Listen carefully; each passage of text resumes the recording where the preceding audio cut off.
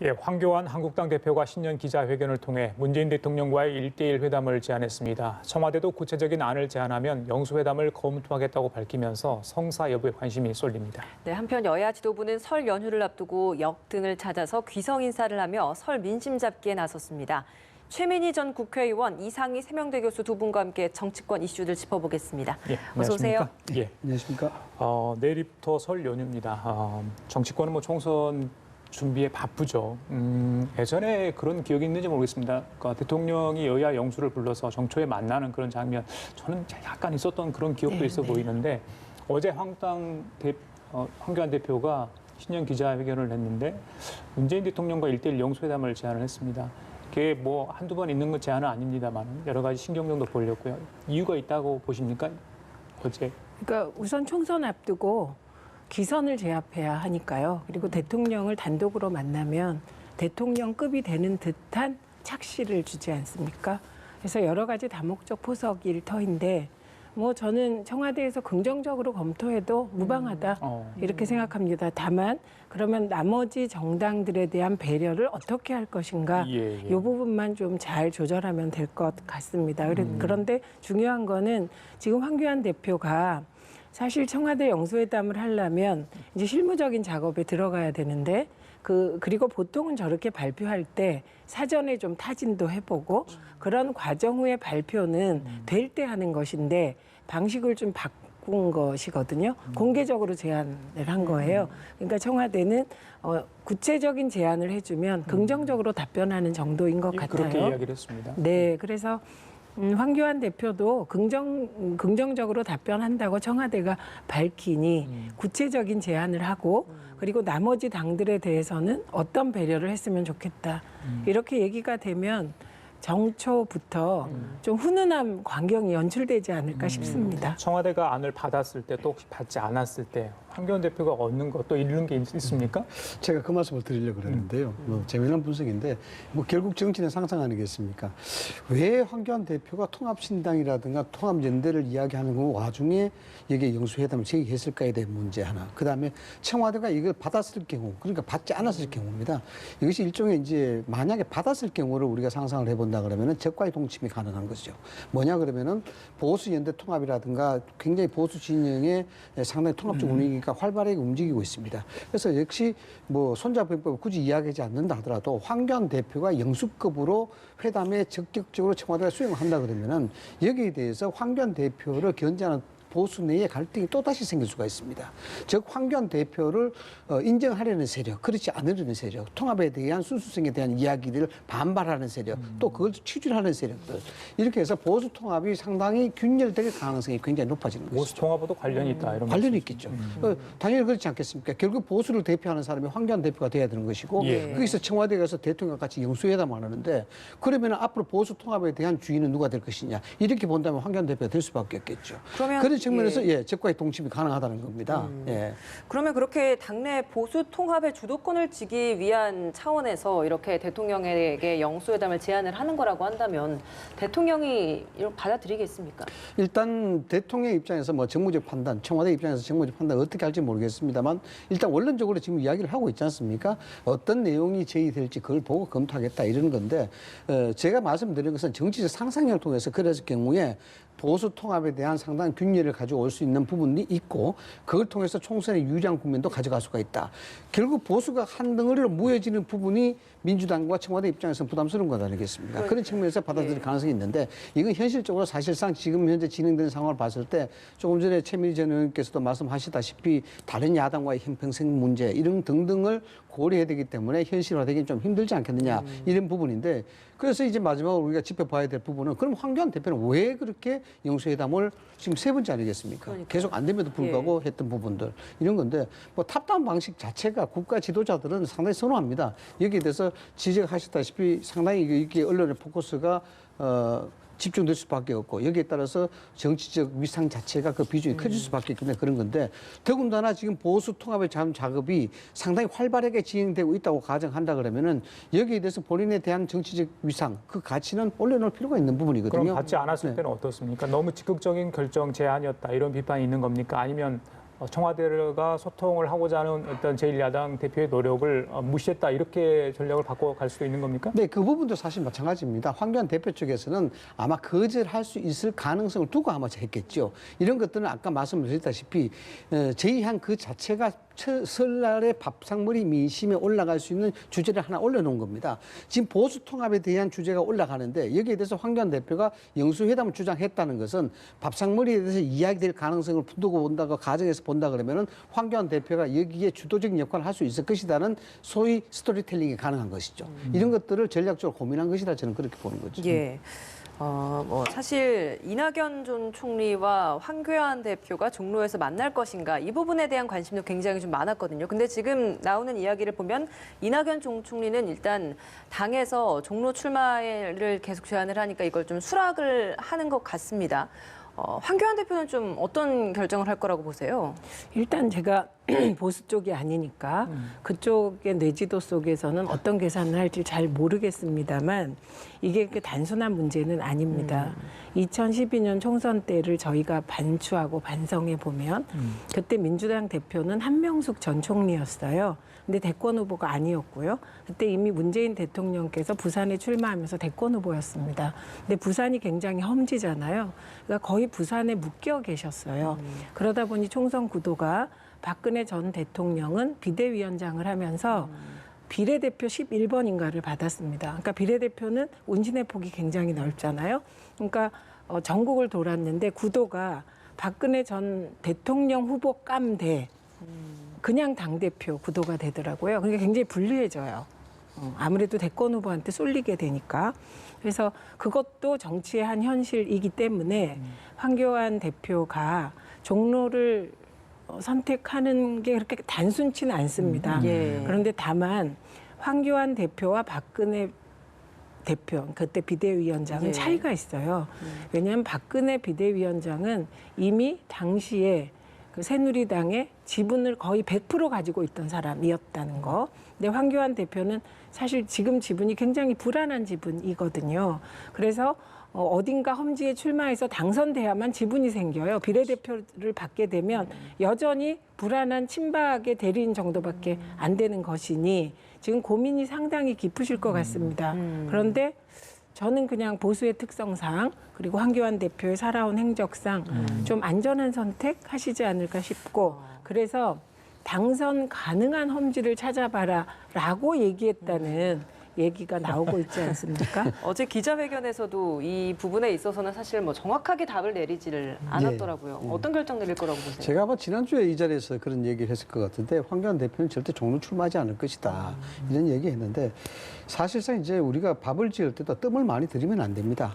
왜냐하면 자칫하면 밥이 타거든요. 적당한 시점에 뚜껑을 열고 밥을 퍼먹어야 되는 건데 지금 황교안 대표는 뜸을 많이 들인 것이죠. 이것이 뭐 본인의 성향인지는 모르겠습니다만은 김무성 전 대표라든가 홍준표 전 대표가 왜 빨리 험지에 출마하는 용기 있는 행동을 하지 않느냐라고 비판하는 이유가 바로 그겁니다. 실질적으로 지금 이낙연 전 총리가 종로 출마하면서 선점 효과를 가져간 것이죠. 여기에 대해서 내가 언제 누구든지 덤벼도 나는 관계없다. 여기에 대해서 내가 승리를 할 수 있다. 이런 자신감으로 선점 효과를 한 겁니다. 민주당 입장에서는 종로에 대해서 상당한 조사를 했겠죠. 왜냐 그러면은 리스크가 크다 말입니다. 이낙연 총리가 출마했는데 만약 패배할 경우에는 그 걷잡을 수 있는 파장이 있다는 것이죠. 그래서 미뤄 짐작컨대 민주당은 그 종로 지역에 대해서 여론조사를 아마 많이 했을 겁니다. 상대 후보도 넣고. 그래서 지금 이낙연 총리가 종로 출마를 기정사실하고 발표하는 것은 충분한 자신감이 있다고 받는 거겠죠. 예. 이게 선점효과입니다. 이제 이 상황에서 종로를 선택하지 않으면은 황교안 대표가 선택한 지금 부분들은 소위 말하자면 임팩트가 약해지는 거죠. 드라마적 요소가 없어지는 겁니다. 그렇다고 해서 종로에 지금 이낙연 총리가 출마 선언을 했는데 거기에 대해서 나도 그러면 여기에서 한번 분위기를 사와보겠다 이렇게 간다는 것도 굉장히 좀 이상한 모양새가 돼버리는 것이죠. 예, 지금 이낙연 전 총리 용산역에서 귀성 인사들, 그러니까 귀성객들을 맞아서 설 인사를 하고 있는 것 같아요. 잠시 후 11시가 지나면 오늘 종로 출마 관련해서 입장 발표가 있을 것 같습니다. 저희들이 현장 들어오는 들 한번 연결해 보도록 하고요. 아까 전에 우리 이 교수께서 보수통합 이야기를 했습니다. 형토 혁신통합 추진위가 신당 로드맵을 만들었지 않습니까? 그래서 2월 창당. 시간이 되는지 모르겠어요. 이건 창당 작업에 대한 어떤 지난한 과정도 필요해 보이는데 우리 공화당을 어떻게 하는지 말지 그런 문제도 있고요. 뭐 그 이후에 사실은 수면 위로 드러나지는 않았지만 내부 갈등이 굉장히 많다고 지금 알려지고 있지 않습니까? 어떻게 보십니까, 로드맵에 대해서? 그래서 우선 통합이라는 건 쉬운 일이 아닙니다. 그래서 통합이 이게 전제 조건이 있다고 늘 얘기가 되지 않습니까? 근데 그 전제 조건이 없으면 통합을 해도 도로 새누리당밖에 안 되는 겁니다. 그래서 고민이 많은데 그러니까 황교안 대표가 영수회담만 제안한 게 아니고 또 어제 유승민 대표에게 설전에 만나자고 했습니다. 근데 유승민 대표가 거절했죠. 예. 그런데 그 거절한 이유가 있고 제안한 이유가 있는 거예요. 그게 무슨 뜻이냐면 지금 자유한국당이 하는 걸 보면 자유한국당이 북미 관계를 보면 미국이고요. 그다음에 새 보수당이 북한입니다. 절대적 지분을 가지고 있는 게 자유한국당이에요. 의원 수도 100석이 넘는 거대 야당과 8석밖에 안 되는 사실 좀 작은 야당이잖아요. 의원 수가. 이게 통합을 하는데 지금 자유한국당은 갑자기 통합추진위원회를 새 보수당과 의논도 없이 박형준 위원장을 맡기고 그리고는 새 보수당 외에도 거의 1인 정당이라고 할 만한 거의 존재감도 없는 여러 정당들을 막 끌어모으고 있단 말이죠. 그러니까 거기에 들어갔을 때 통치에 들어갔을 때 새 보수당은 n분의 1밖에 안 되는 것이거든요. 그리고 유승민 의원의 존재가 뭐 이원주 의원이나 이정현 그 무소속 의원이나 그 급으로 떨어지는 것이죠. 그런 한 가지 위험한 흐름이 유승민 대표에게 있는 거고 두 번째는 그 김영호 공관위원장을 임명하면서 공천을 다 발표하고 이렇게 하겠다 저렇게 하겠다 몰아가고 있잖아요. 그리고 시간은 다가오고 있어요. 4월 15일이란 말이죠. 그러니까 이거는 제가 보기에는 되게 방식이 폭력적이다. 통합은 많이 가진 자가 조금 덜 가진 쪽을 배려하면서 희생하고 내려놓아야 되는데 그 부분이 생략된 상태이다. 그래서 유승민 의원이 설전 만나는 걸 거절하면서 사진 찍는 만남 안 하겠다. 이건 감지했다는 거죠. 그런 흐름을. 결국은 시간에 몰려서 들어올래 안 들어올래 이런 상황으로 가고 있다. 그렇기 때문에 꼭 통합 아닌 다른 방식도 있다고 얘기를 하잖아요. 맞습니다. 그게 이제 단일화인데요. 그건 무슨 얘기냐면 이렇게 구도가 갈라진 상황에서 어차피 수도권 선거는 5% 이내에서 당락이 결정됩니다. 그럼 적어도 새 보수당 후보들이 수도권에 나가서 5%만 득표하면 자유한국당 그게 치명적이 되는 거예요. 그래서 그렇게 말은 이렇게 다른 방식도 있다고 우아하게 오고 가지만 뒤를 보면 떨어뜨릴 수도 있다. 우리가 자유한국당에. 그러니까 이렇게 마치 고양이가 쥐를 몰듯 몰지 마라 이렇게 얘기하게 되는 것입니다. 예, 지금 이 통합과 관련해서 굉장히 좀 주목할 만한 지지율 조사가 하나 나오는 게 보면 개별 지지율을 보면 한국당이 32.1%, 새 보수당이 3.8% 이걸 합치면 35.9%가 나옵니다. 그런데 이게 이 두 당이 통합된 후의 지지율을 좀 가정을 해서 보면 25.1%밖에 안 나오는 10%포인트 정도가 뚝 떨어져 버리는 상황이 되는 거란 말이죠. 이런 것 때문에라도 이 통합에 있어서 좀 더 고민이 많이 될 것 같거든요. 아마 황교안 대표가 이 지지율 변동에 대한 부분들을 굉장히 예민하게 아마 받아들였을 겁니다. 결국 이제 결론적으로 말씀을 드리자면 이 지지율이 왜 빠졌느냐라고 본다 그러면은 친박에 대한 지지 세력이 지지를 처리할 가능성이 굉장히 높다라고 이제 첫 번째로 꼽을 수가 있겠죠. 그다음 두 번째는 결국 도로 새누리당이 되는 것이 아니냐라는 그 통합에 대한 진정성 그리고 그 효과에 대해서 반신반의하는 세력들이 지지를 처리했을 수도 있다라는 겁니다. 이 지지율만 놓고 본다 그러면 통합에 대한 의미가 과연 있을까에 대한 부분이 있는 것이죠. 그러나 지금 이제 단편적인 것인데 정치라는 것은 살아 움직이는 생물과도 같기 때문에 통합이 되고 난 다음에 어떤 어젠다를 던져놓고 어떤 정책을 하고 어떤 행보를 하느냐 여기에 따라서 이제 시너지가 살이 붙듯이 붙어지게 되는 겁니다. 그래서 이 지지율을 그대로 유의미하게만 받아들일 수가 없다는 그런 부분이 되는 거고요. 이렇기 때문에 지금 황교안 대표의 입장으로서는 우리 공화당이라든가 친박 진영을 안 해야 되겠다. 이것이 돼야만이 통합의 어떤 틀을 완성할 수 있다라고 보는 겁니다. 일단 안철수 전 대표 체제는 이제 차치하고더라도 우리 내부의 소위 말해서 새끼손가락, 뭐 중지, 엄지 다 모아서 손바닥을 만들어야 되겠다 이런 거거든요. 여기에 대해서 이제 유승민 대표는 탄핵의 강을 건너자고 하는데 과연 우리 공화당의 이런 사람들과 같이 해서 이게 우리가 탄핵의 강을 쉽게 건널 수 있겠느냐 이런 부분에서 플랜 B를 이야기하는 겁니다. 이건 애당초 많은 분석가들이 지적했던 부분이거든요. 실질적으로 같은 어떤 살림을 살았던 한 집은 공동체였습니다만 갈라지고 난 다음에 그 이혼 사유가 확실하게 제거되지 않는 상태에서 또다시 이혼이 될 수 있는 그런 사안을 놔두고는 갈 수 없다. 재원이라는 게 그래서 힘든 겁니다. 예, 그렇기 때문에 앞으로 이제 유승민 의원은 플랜 B로 그러면 재원보다도 그냥 서로 어떤 바깥에서 한 발을 건너서 서로 바라보자 뭐 이런 어떤 차원의 저희가 그 연대 플랜 B라는 겁니다. 예, 그러니까 재혼이 아니고 재결합이죠. 그죠? 재결합이 어려운 이유 말씀하신 건데 지금 황교안 대표는 굉장히 큰 결단, 리스크가 있는 결단을 해야 됩니다. 우리 공화당과 손잡을 것인가 아니면 유승민 의원과 손잡을 것인가입니다. 그러니까 지지율이 저렇게 빠진 것은 아마도 박근혜 전 대통령을 지지하는 그룹의 지지율이 빠진 것 같습니다. 왜냐하면 우리 공화당은 아직 여기 들어와 있지 않거든요. 그러니까 제가 보기엔 아직도 보수 쪽 자유한국당의 최대 주주가 누구냐? 감옥에 있는 박근혜 전 대통령입니다. 다른 리더십을 세우질 못했어요. 그리고 지금 보면 다른 리더십이 나올 수가 없습니다. 왜냐하면 황교안 대표는 박근혜 전 대통령이 법무부 장관, 국무총리를 시킨 사람이에요. 박근혜 키진 거죠. 그렇기 때문에 새로운 리더십이 안 세워진 상태에서 박근혜 전 대통령이 최대 주주이다 보니 지금 주로 그 25%로 떨어지는 과정에서 빠져나간 게 여성과 자영업자라는 거 아닙니까? 그러니까 그리고 그분들이 박근혜 전 대통령의 반응을 많이 하는 분들이라는 거예요. 그런 리스크가 있는 거고. 그다음에 만약에 박근혜 전 대통령을 고려해서 우리 공화당과 통합하면 어제도 유승민 대표는 우리 공화당과는 절대 안 한다라고 했거든요. 그럼 어떻게 되냐?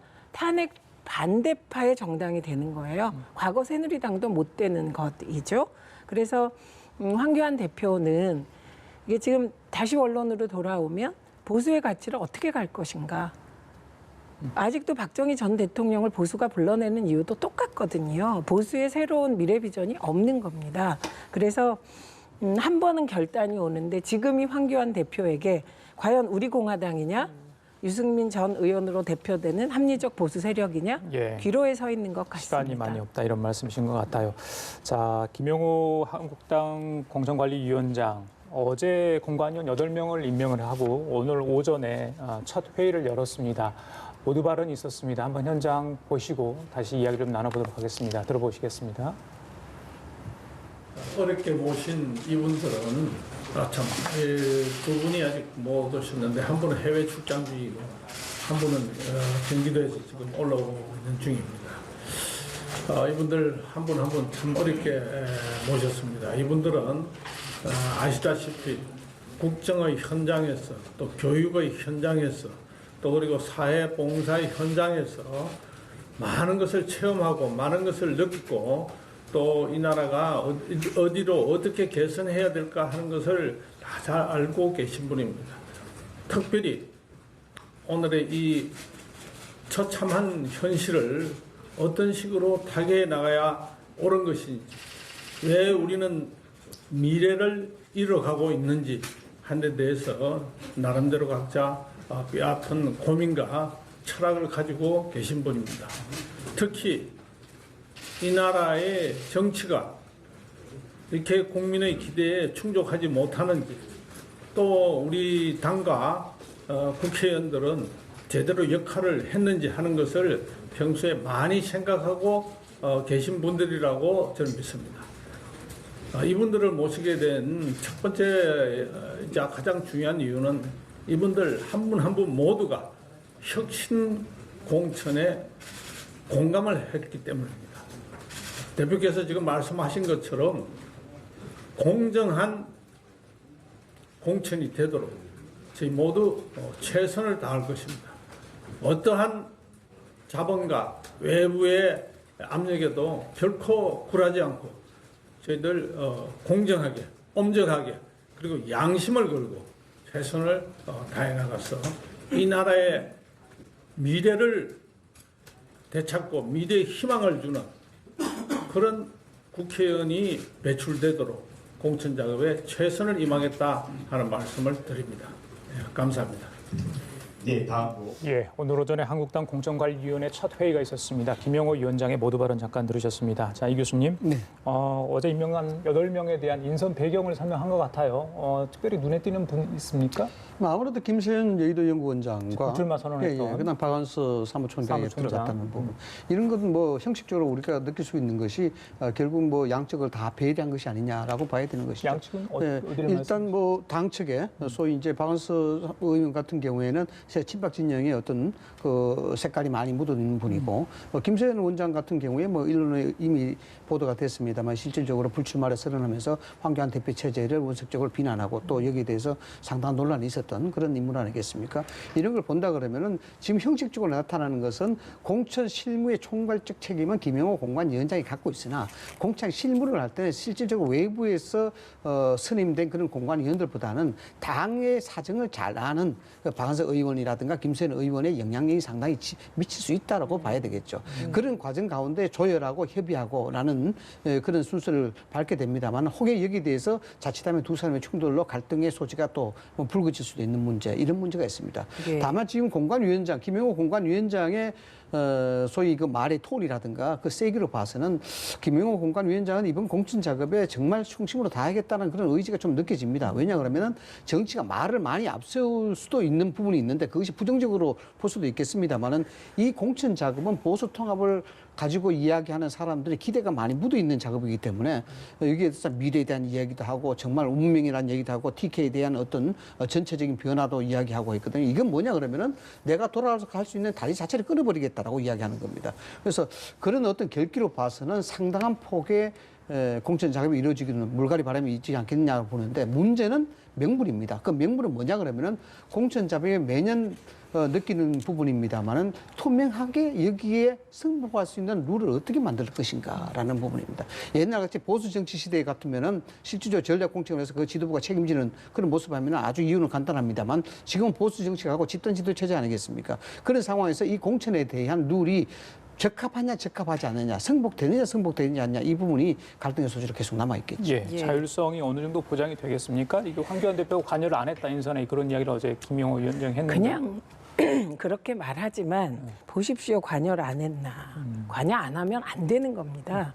그리고 이제 언론에 나가는 워딩이 뭐 좀 더 멋있게 대중 소구력 있게 하는 건 당연하고 김영호 위원장이 잘하고 계세요. 마이크를 거의 독점하고 계시니까요.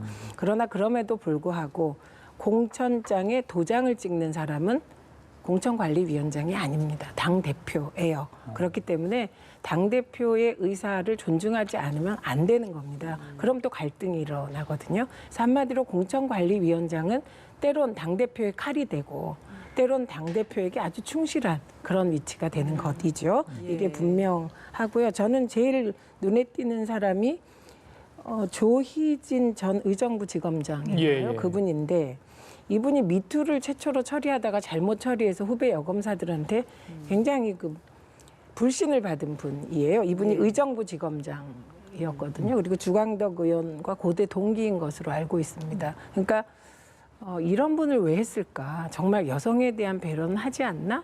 전 이런 생각이 들었고. 자, 민주당 얘기 좀 하나 더 할까요? 이거 여쭤보고 싶어요.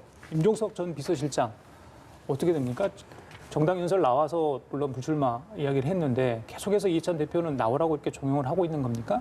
그러니까 이해찬 대표께서는 본인은 이제 공적인 일을 당대표로 마감하겠다. 그러니까 자, 잠깐만요. 죄송합니다. 이낙연 전 국무총리가요. 이번 4.15 총선에서 서울 종로구 출마를 선언한다고 하네요. 네, 현장 직접 연결해 보겠습니다. 다시 하겠습니다. 몹시 부족한 제가 어제 이해찬 더불어민주당 대표님으로부터 공동상임 선거대책위원장과 서울 종로 출마를 제안받았습니다. 저는 이 대표님의 제안을 엄숙하게 받아들입니다. 우리의 역사와 얼이 응축돼 숨쉬는 대한민국 1번지 종로에서 정치를 펼칠 수 있게 되는 것은 크나큰 영광입니다. 역사의 또 다른 분수령이 될 4.15 총선의 최고 책임을 분담하게 되는 것도 과분한 영광입니다. 그 두 가지 일을 병행하는 것은 쉽지 않지만 그러나 영광스러운 책임입니다. 그 영광과 책임을 기꺼이 떠안겠습니다. 경제와 사회에는 빛과 그림자가 함께 있습니다. 우리가 가야 할 길은 가면서도 오늘을 힘들어하시고 내일을 걱정하시는 국민이 계신다는 것을 언제나 직시할 것입니다. 그런 국민께 위로와 희망을 드리도록 노력하겠습니다. 국민께 아무런 도움도 되지 못하고 오히려 불안만 드리는 저급한 정쟁을 삼가겠습니다. 그 대신에 신뢰와 품격을 유지하며 겸손하고 성실하게 선거에 임하겠습니다. 국민 여러분의 꾸지람과 가르침을 늘 겸허하게 받겠습니다. 감사합니다. 네, 지금부터 그 질의응답. 예, 이낙연 전 국무총리 종로에 출마를 합니다. 그리고 공동선대위원장 자리도 수락을 했습니다. 의원님, 앞서 저희들이 잠깐 이야기를 했잖아요. 이제 어제 뭐 이야기 사실상 수락한다는 이야기 나오는데 공식 발표한 거 아니겠습니까? 어떻게 봐야 되는 겁니까? 그러니까 우선은 이제 민주당의 선거의 얼굴이 이낙연 총리로 바뀐다 이런 의미가 가장 큽니다. 그래서 이해찬 대표께서는 그동안에 민주당이 지금처럼 선거를 앞두고 안정된 적은 없거든요. 그래서 이미 그 리더십으로 민주당의 공천 작업을 무려 1년 전부터 시작한 겁니다. 공천 룰을 1년 전에 확정했고요. 공약대로. 그리고 이제 과제는 공천의 마무리를 잘하는 거죠. 그러니까 어떻게 보면 굳은 일, 손에 피 묻히는 일, 이런 일은 이해찬 대표께서 다 하시고 이제 앞으로 국민들과 직접 소통하는 선거, 그 부분은 이낙연 상임 공동위원장이잖아요. 상임입니다. 예. 그러니까 여러 위원장이 있을 텐데 그중에 상임 공동위원장입니다. 이해찬 대표와 두 분이 그런 역할 분담을 했다고 보고 임종석 전 실장의 경우는 굉장히 고심이 깊을 것 같습니다. 아마도 개인적으로는 정말 그 민간인의 신분으로 통일운동에 헌신하고 싶다. 이게 진실이었을 텐데 민주당 입장에서 이해찬 대표가 사실 또 하나의 대권 후보를 키우는 과정이 되기도 하거든요. 민주당의 인재풀은 넓을수록 좋으니까요. 그래서 강력한 요청이 계속될 때 자신을 키워주고 비서실장까지 만들어주고 이런 지분을 키워준 게 민주당이잖아요. 그리고 임종석 실장도 민주당에 대한 애정이 있을 텐데 그런 이해찬 대표의 강력한 요청을 계속 뿌리치는 것도 부담일 것 같아요. 그래서 아마도 임종석 실장은 지금 불면의 밤을 보내고 있지 않을까 싶습니다. 일단 종로는 아니겠네요. 종로는 그렇죠. 이낙연 결정할 수 있으니까. 예, 이낙연 그러면 총리께서. 장흥이 고향인데 호남 쪽으로도 혹시 뭐 가능성이 있는 겁니까? 저는 개인적으로 볼 때 임종석 실장이 만약에 이건 만약입니다. 만약에 출마를 하더라도 호남으로 가지는 않을 것 같습니다. 왜냐하면 이낙연 총리가 이미 이제 선대위원장 하시면서 호남에 대해서는 메시지가 충분히 전해졌다고 저는 보기 때문에 그리고 임종석 실장의 경우 다시 만약에 정치를 시작하고 출마를 한다면 보다 큰 로드맵을 가질 수밖에 없잖아요. 예. 그럴 경우 서울에서 출마하고 싶죠. 네. 예.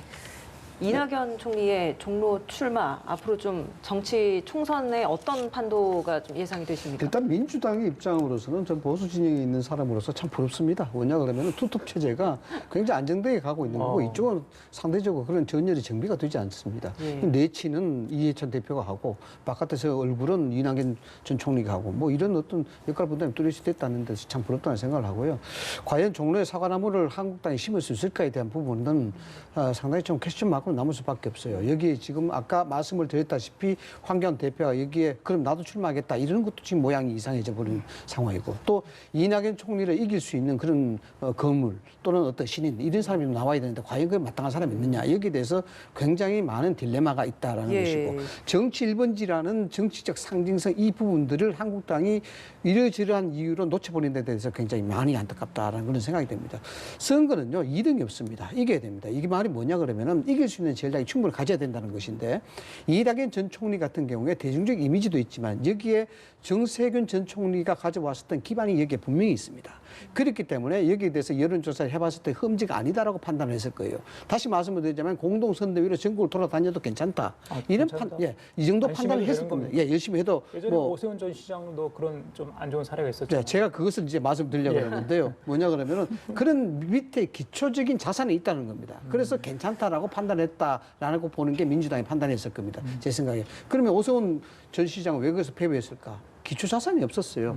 여기에는 상당한 어떤 뭐 예를 들어서 뭐 특정한 인맥도 인과가 있어야 되고 여기에 기존에 정세균 전 총리가 가져왔었던 그 조직 기반 자체가 아주 탄탄했기 때문에 아무리 바람이 분다 하더라도 가장 일선에 중요한 것은 밑에 조직이 어떻게 단단히 구성이 되어 있냐는 문제입니다. 그런 점에서 오세훈 시장은 여기에 대비를 하지 못했다는 부분에 패배 요인을 봐야 되는 것이고요.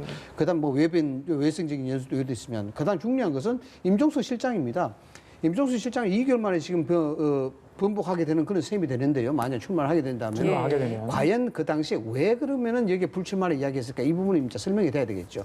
그러니까 그건 나중에 이야기하더라도 여기도 똑같은 이유가 있습니다. 선거에 이길 수 있는 전략이 뭐냐 그러면은 추미애 장관이 갖고 있는 기초적인 자산이 있는 광진을 이런 부분들은 실질적으로 한양대 동문이기 때문에 서로 교감도 될 수 있고 소통도 될 수 있기 또 기초적인 조직이 여기에 상당히 많이 있습니다. 그래서 임종수 실장은 민주당 입장에서는 상당히 필요한 자산이기 때문에 출마를 한다면 광진을 오세훈 시장과 맞대결 하는 그런 구도가 맞지 않을까. 그렇게 되지 않을까라고 예상을 해봅니다. 예, 불출마를 번복을 하는 것도 크게 치명타는 되지 않을 거라고 그럼 보시는 겁니까? 뭐냐 그러면 명분이거든요. 지금 당에서 자꾸 이야기를 하고 있지 않습니까? 당에서 자꾸 이야기하고 당에서 필요한 사람이라고 이야기하는데 솔직히 말씀을 드리자면 임종석 전 실장이 정계 은퇴라든가 이런 얘기를 하지 않았어요. 명시적으로.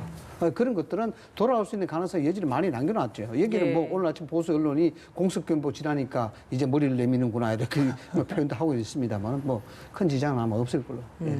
알겠습니다.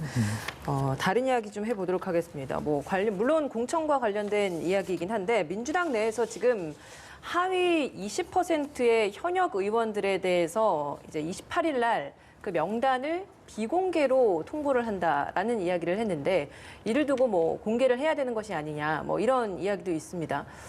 어떻게 좀 생각하십니까? 2016년에 김상곤 혁신위가 이건 20% 페널티가 아니라 20%를 컷오프 해버렸습니다. 그런데 사전에 그 20%에 해당될 것 같다고 예측되던 분들이 탈당을 해버리고 그리고 안철수 전 대표가 탈당하면서 국민의당이 가능했던 것이거든요. 그러니까 그때의 경험으로 민주당은 많은 생각을 할 것 같습니다. 그리고 참 정치라는 게 잔인해요. 20% 하위 20%를 정해서 그 하위 20%를 공개하자는 얘기를 하는 게 정치이거든요. 그런데 원혜영 위원장은 공개하는 거에 나는 반대한다라고 분명히 하셨더라고요. 그러니까 지금으로서는 공개할 가능성은 낮다고 생각합니다. 그런데 이게 다 알려져요. 아무리 보완을 해도 알려져요. 그리고 이제 그 20%에 들어간 분들이 억울한 분들이 또 나오지 않습니까? 그렇기 때문에 늘 이런 일은 잡음이 생겨요. 그래서 저는 이 대목에서 이해찬 대표께서 최종적으로 어떤 결정을 하실지 이제 기다리고 지켜봐야 되겠죠. 그래서 이런 손에 피를 묻히는 일을 이해찬 대표가 하고 어떻게 보면 되게 이렇게 양지의 일 이런 일은 이낙연 총리가 하는 이 투톱 체제는 정치하는 과정에서 잘 못 본 진짜 아름다운 풍경인 것 같습니다. 근데 당규에는 이 명단을 공개해야 한다라고 되어 있는 겁니까? 공개할 수 있다 아닐까요? 그 공개해야 한다 머스트라면 논의의 여지가 없거든요. 그래요. 고민스러운 부분도 있을 것 같아요. 그렇죠? 하위 20%가 명단이 공개된다 그러면 공개 대상자들은 정치적 생명이 사실상 뭐 거의 끝난다고 봐야 되겠죠. 그 공개되는 역시 뭐 내부 규정에 의하면은 그게 이제 공천 경쟁에 경선에 있어서 20% 간첩 요인이 된다고 그러는데 뭐 지역에서는 거의 다 뭐 포기를 할 수밖에 없는 상황이 될 거예요. 그러나 공개하지 않는다는 것은 민주당에서는 아마 그 이 비밀을 어디까지 뭐 버틸 수 있을지는 지켜봐야 되는데 우리가 배를 타고 항해를 하게 되면요 가장 무서운 게 사실 삼각 파도입니다. 세 가지 파도가 좌우 앞으로 들이닥칠 때 배가 난파가 된다고 그러는데 실질적으로 여기에 대한 위험성이 상존해 있죠. 민주당이 뭐냐 그러면은 소위 말해서 비문 진영. 그다음에 친문 진영, 그다음에 청와대 진영. 이렇게 해서 세 고리가 공천을 가두고 지금은 뭐 이해찬 대표의 카리스마로 뭐 좀 수면화 있다 하더라도 이것이 2월 달 넘어서면서 공천 경쟁이 격화되게 되면요. 사실상 이 세 부류가 공천에 대한 상당한 갈등이 있으리라고 저는 봅니다. 예, 알겠습니다. 자, 내일부터 설 연휴인데요. 정치권들 설 민심 어떻게 잡을지 좀 지켜봐야 될 것 같습니다. 지금까지 최민희 전 국회의원 이상희 세명대 교수와 함께했습니다. 두 분 오늘 말씀 고맙습니다. 감사합니다.